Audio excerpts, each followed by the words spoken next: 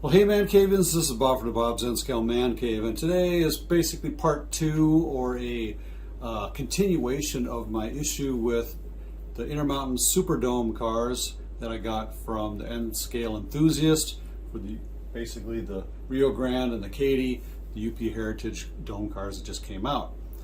This particular batch was having problems with the light board, this light board actually. And it wasn't just the light board. The light board seems to be fine. It was the batteries that were the problem. A little bit of my frustration. I'm sorry about if I kind of, jumped the gun a little bit, but the batteries were bad. There's a couple other problems, and I'll show you what I found and how I installed it, how I fixed it when it didn't work. Those are things you should probably take a look at. So we suggest, or I suggest, maybe even Intermountain suggests, going out and replacing your batteries with American-made, Swiss-made, something that's not made in China. Let's get started. So I got some replacement batteries today. Intermountain had discussions with them, and they sent these Renata batteries. They're Swiss-made batteries, SR41W on there, as you can kind of see there. They're also 392 style, and they're 1.5 volts. So they said that when I contacted them, they said that the batteries that are sourced in China, the LR41s, wherever they're getting those batteries, they've been getting a lot of bad batches of batteries that are not working properly. And that's what they had discovered when they did a lot of testing on what they had there. And went out and purchased these at Batteries Plus and sent me a package of batteries. There's 4 batteries in there, so 2 for each of my rail cars that I have for the Union Pacific Heritage fleet. So we're going to try and put these in and see how it works. So take the covers off, just kind of squeeze the end right there. It starts to separate.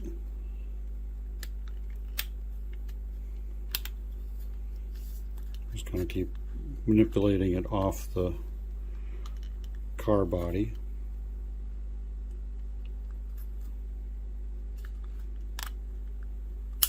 There we go. Set that aside. And then if you have some long fingernails, you can stick your fingers down here. If not, I use a nice small jeweler's screwdriver and kind of pop this up a little bit and separate that from the rest of the car body. And your seats and your light section will come out with the batteries.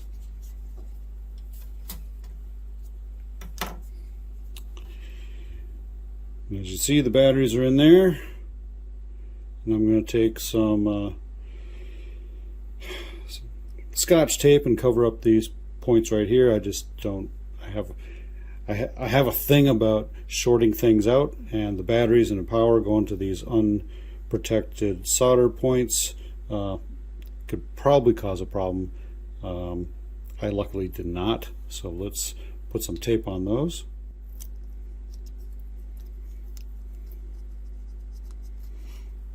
I'm going to use my screwdriver, or you can use a thick toothpick to push these out. Before that, I want to make sure that the lights do not come on, and they do not come on. So these batteries are dead. So it's kind of tight in here, so I'm going to pop these out.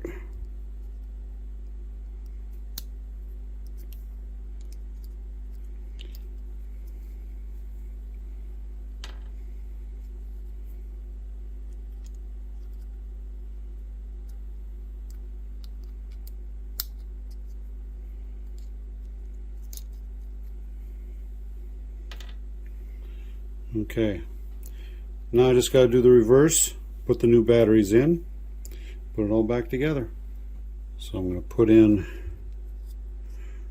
the positive, which is this flat side, underneath this piece here. So I'm going to slide that in, squeeze it into place.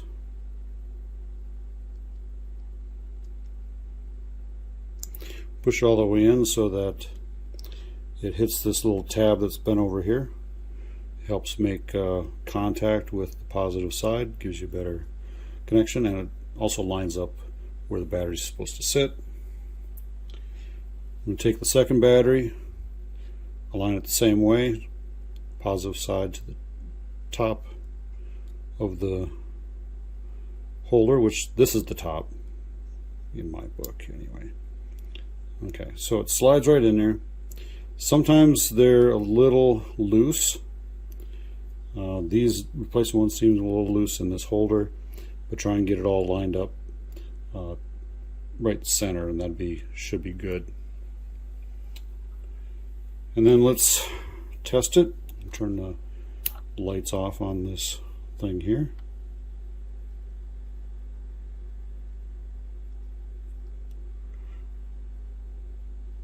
Okay, for some reason it's not working.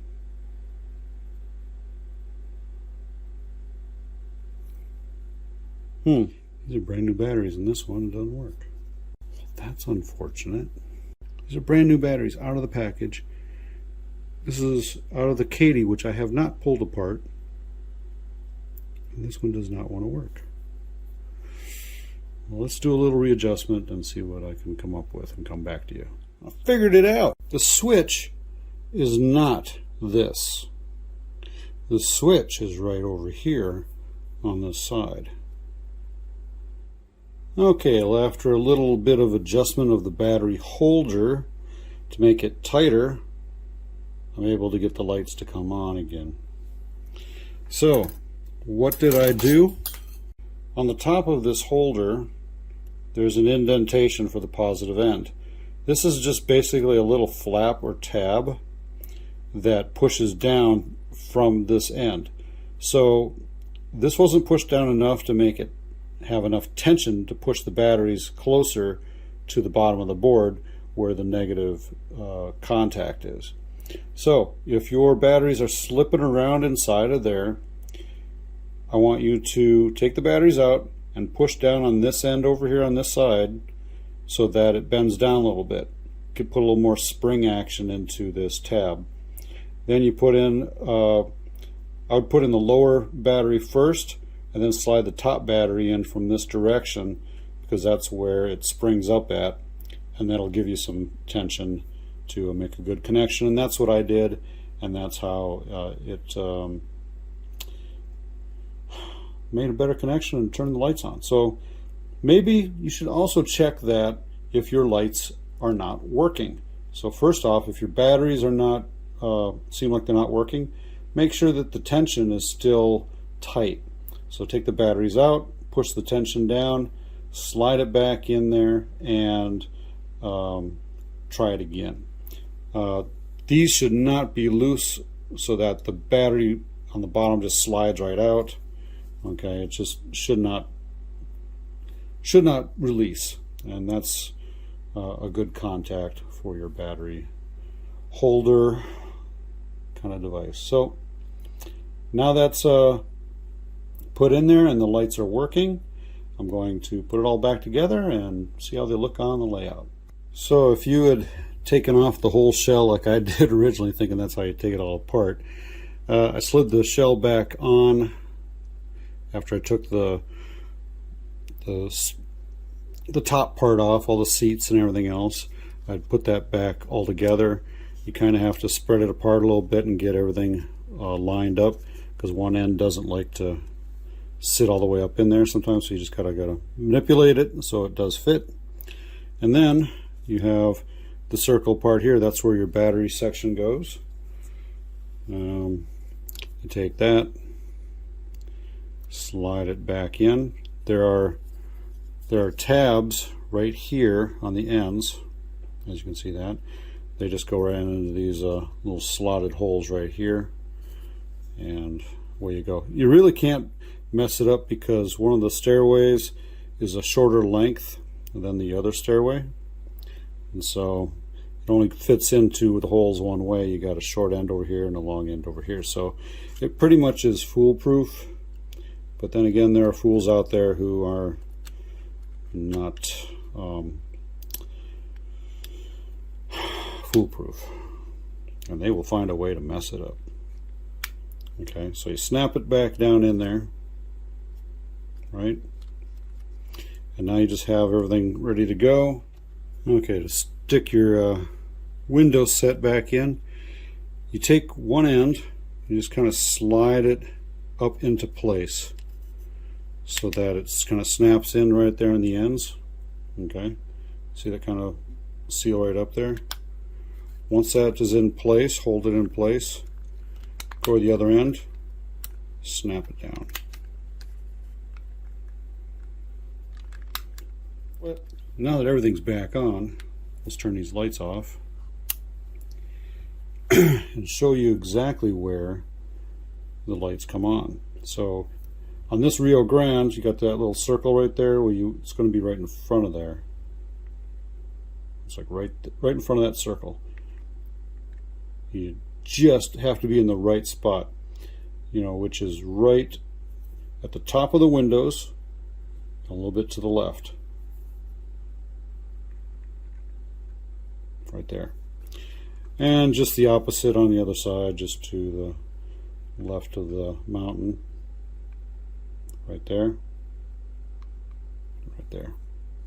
Okay, so now that we have the stuff put back together and back on the layout, and this is on a curved bridge, and you can see that when you put these together that the diaphragms do not touch, but they are flexible anyway, so they look better when they're, you know, probably on a straightaway.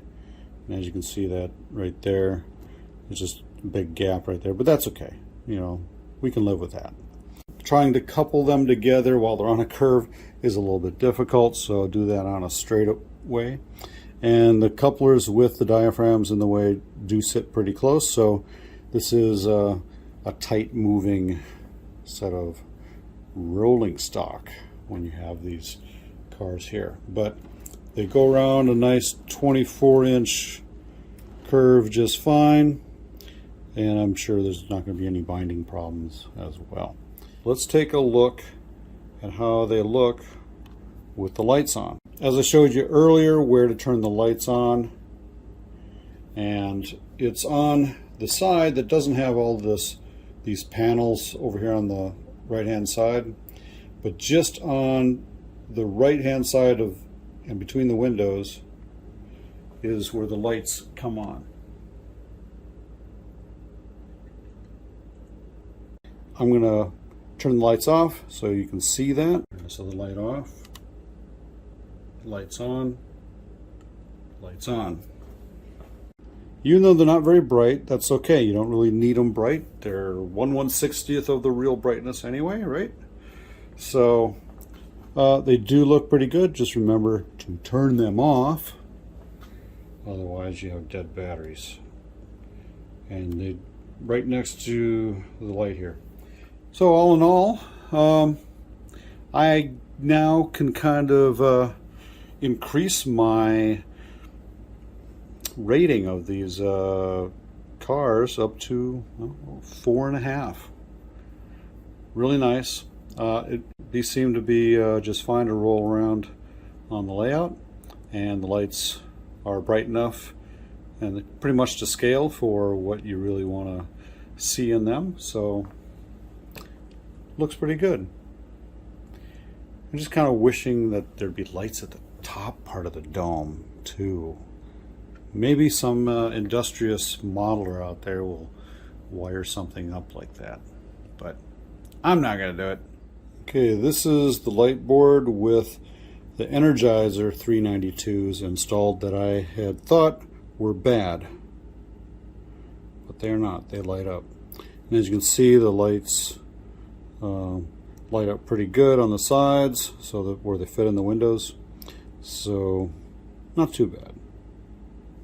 But 392s do work, so if you do get some of those, they will be compatible. There you go, ManCavians. That's been this review, this fix review of the lights in the Intermountain Superdome cars that I had a problem with in the last video. And it's the batteries. Go figure.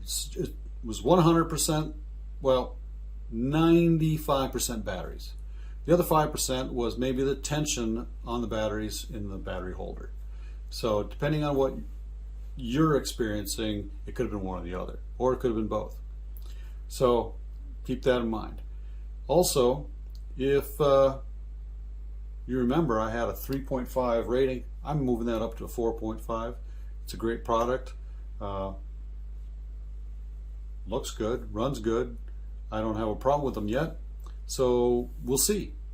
So I plan on doing a bigger video with all 7 cars once the set is complete, and we'll show you what it's like to pull those things around on the track, see if there's any issues with hills and curves and little bumps and stuff like that, where any derailments or decouplings happen, what kind of binding issues may happen. I don't perceive there being any because this model's been out for a long time, or different versions of this same model, just different paint scheme.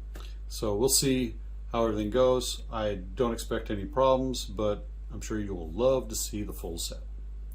So speaking of the full set, the next group 2, comes out early March, and it'll be $132.